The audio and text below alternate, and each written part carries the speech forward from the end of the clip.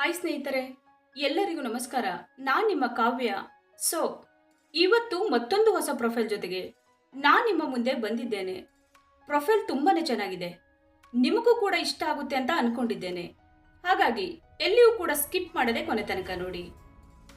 ಬನ್ನಿ ಮೊದಲು ಇವರ ಪರಿಚಯನ ಮಾಡಿಕೊಳ್ಳೋಣ. ಇವರ ಹೆಸರು ಬಂದು ದೇವಿಕಾ ಅಂತ. ಊರು ಗೋಕಾಕ್. ವಯಸ್ಸು 38 ವರ್ಷ ತುಂಬಿದೆ. ಗಂಡನ ಹೆಸರು ಬಂದು ದಾಮೋದರ್. ಎತ್ತರ 5 ಅಡಿ ಎತ್ತರವಾಗಿದ್ದಾರೆ. ಮೈ ಬಣ್ಣ ಗೋಧಿ ಬಣ್ಣ. ಸಮಸ್ಯೆ ಸಂಬಂಧ ದೂರವಾಗಿವೆ. ಕೆಲಸ ಗೃಹಿಣಿ. ಮಕ್ಕಳು ಒಬ್ಬಳೇ ಮಗಳು. ಅನುಭವ ಆಗಿದೆ. ಸ್ನೇಹಿತರೆ, ಇದು ಇಷ್ಟು ದೇವಿಕಾ ಅವರು ಅವರಿಗೆ ಸಂಬಂಧಿಸಿದ ಬಯೋಡೇಟಾವನ್ನ ಶೇರ್ ಮಾಡಿಕೊಂಡಿದ್ದಾರೆ. ಸಂಬಂಧ ದೂರವಾಗಲು ಕಾರಣಗಳು: ಇಬ್ಬರ ಮಧ್ಯೆ ಯಾವುದೇ ಸಮಾನಾಂತರ ಇರಲಿಲ್ಲ. ದಿನ ಬೆಳಗಾದರೆ ಕಿರಿಕಿರಿ ಸಾಕಾಗಿದೆ.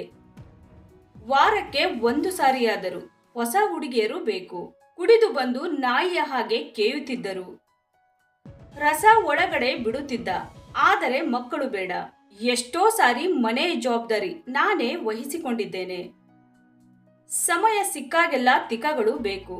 ಮೊಲೆಗಳು ಹಿಸುಕಿ ಹಣ್ಣುಗಾಯಿ ನೀರುಗಾಯಿ ಮಾಡಿದ್ದಾನೆ.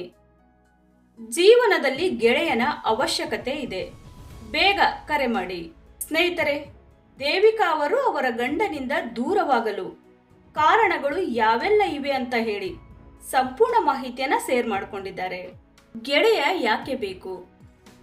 ಮನಸ್ಸಿನ ನೋವು ಹಂಚಿಕೊಳ್ಳಲು, ಬದುಕಿನ ಜವಾಬ್ದಾರಿ ನಿರ್ವಹಿಸಿಕೊಂಡು ಹೋಗಲು, ಮೋಹಕ ರೀತಿಯಲ್ಲಿ ತೂತಿಗೆ ಸುಖ ನೀಡಲು, ಮುಂದಿನ ಸಂಬಂಧ ನಡೆಸಿಕೊಂಡು ಹೋಗಲು, ಕಷ್ಟ ಅನುಭವಿಸುತ್ತಿದ್ದಾಗ ಮನಸ್ಸಿಗೆ ನೆಮ್ಮದಿ ಹೇಳಲು, ವೈಯಕ್ತಿಕ ಸಮಸ್ಯೆಗಳಿಗೆ ಜೊತೆ ನೀಡಲು, ಅನಾರೋಗ್ಯದ ಸಮಯದಲ್ಲಿ ಸಾಂತ್ವನ ಹೇಳಲು, ಮಗಳಿಗೆ ಒಳ್ಳೆಯ ತಂದೆಯ ಸ್ಥಾನ ನೀಡಲು, ಸುಂದರ ಜೀವನದ ಬಣ್ಣದ ಲೋಕಕ್ಕೆ ಕರೆದುಕೊಂಡು ಹೋಗಲು. ಸ್ನೇಹಿತರೆ, ದೇವಿಕಾ ಅವರು ಜೀವನದಲ್ಲಿ ಗೆಳೆಯನ ಅವಶ್ಯಕತೆ ಯಾಕೆ ಇದೆ ಅನ್ನುವುದನ್ನ ಮಾಹಿತಿಯೊಂದಿಗೆ ವಿವರ ನೀಡಿದ್ದಾರೆ. ಬನಾರಸಿ ಸೀರೆಯು ಭಾರತದಲ್ಲಿನ ಮತ್ತೊಂದು ಅತ್ಯಂತ ಜನಪ್ರಿಯ ಸೀರೆಯಾಗಿದೆ. ವಾರಾಣಸಿ ಅಥವಾ ಬನಾರಸ್ ಎಂದು ಕರೆಯಲ್ಪಡುವ ವಾರಾಣಸಿ ನಗರದಲ್ಲಿ ಬನಾರಸಿ ಸೀರೆಗಳನ್ನು ತಯಾರಿಸಲಾಗುತ್ತದೆ. ಬನಾರಸಿ ಸೀರೆಗಳನ್ನು ಸಾಮಾನ್ಯವಾಗಿ ರೇಷ್ಮೆಯಿಂದ ತಯಾರಿಸಲಾಗುತ್ತದೆ ಮತ್ತು ಹೆಚ್ಚಿಗೆ ಚಿನ್ನ ಅಥವಾ ಬೆಳ್ಳಿಯ ದಾರದಿಂದ ಕಸೂತಿ ಮಾಡಲಾಗುತ್ತದೆ. ಅತ್ಯಂತ ದುಬಾರಿ ಬನಾರಸಿ ಸೀರೆಗಳನ್ನು ನಿಜವಾದ ಚಿನ್ನ ಮತ್ತು ಬೆಳ್ಳಿಯ ಎಳೆಗಳಿಂದ ತಯಾರಿಸಬಹುದು. ಬನಾರಸಿ ಸೀರೆಗಳು ಹಲವು ಬಣ್ಣಗಳಲ್ಲಿ ಲಭ್ಯವಿದ್ದರೂ ಹೆಚ್ಚು ಜನಪ್ರಿಯವಾಗಿರುವ ಬಣ್ಣ ಕೆಂಪು ಬಣ್ಣವಾಗಿದೆ. ಬನಾರಸಿ ಸೀರೆಯು ಸಾಂಪ್ರದಾಯಿಕ ವಿನ್ಯಾಸವು ಪಲ್ಲುವನ್ನು ಒಳಗೊಂಡಿದೆ. ಇದು ಸೊಂಟದ ಕೆಳಗೆ ನೇತಾಡುವ ಬಟ್ಟೆಯ ಉದ್ದನೆಯ ಪಟ್ಟಿ ಮತ್ತು ಗಡಿಯಾಗಿದೆ.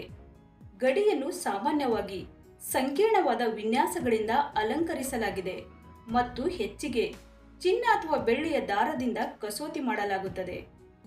ಪಲ್ಲುವನ್ನು ಹೆಚ್ಚಾಗಿ ಕಸೂತಿಯಿಂದ ಅಲಂಕರಿಸಲಾಗುತ್ತದೆ ಮತ್ತು ಸಾಮಾನ್ಯವಾಗಿ ಗಡಿಯೊಂದಿಗೆ ಸಾಕಷ್ಟು ಉದ್ದವಾಗಿರುತ್ತದೆ. ಪಲ್ಲು ಉದ್ದವು ಸೀರೆಯ ವಿನ್ಯಾಸವನ್ನು ಅವಲಂಬಿಸಿ ಬದಲಾಗುತ್ತದೆ, ಆದರೆ ಇದು ಸಾಮಾನ್ಯವಾಗಿ 6 ಅಡಿ ಉದ್ದವಿರುತ್ತದೆ. ಪಲ್ಲುವಿನ ಒಂದು ತುದಿಯನ್ನು ಎಲೆಯನ್ನು ಮುಚ್ಚಲು ಬಳಸಲಾಗುತ್ತದೆ ಮತ್ತು ಇನ್ನೊಂದು ತುದಿಯನ್ನು ಸಾಮಾನ್ಯವಾಗಿ ಸೊಂಟಕ್ಕೆ ಕಟ್ಟಲಾಗುತ್ತದೆ. ಸೊ ನೋಡಿದ್ರಲ್ಲ ಸ್ನೇಹಿತರೆ, ಇವರಿಗೆ ಸಂಬಂಧಿಸಿದ ಸಂಪೂರ್ಣ ಮಾಹಿತಿಯನ್ನ ಕೊಟ್ಟಿದ್ದೀವಿ. ನಿಮಗೆ ಇಷ್ಟ ಆದಲ್ಲಿ ಒಂದು ಲೈಕ್ ಮಾಡಿ.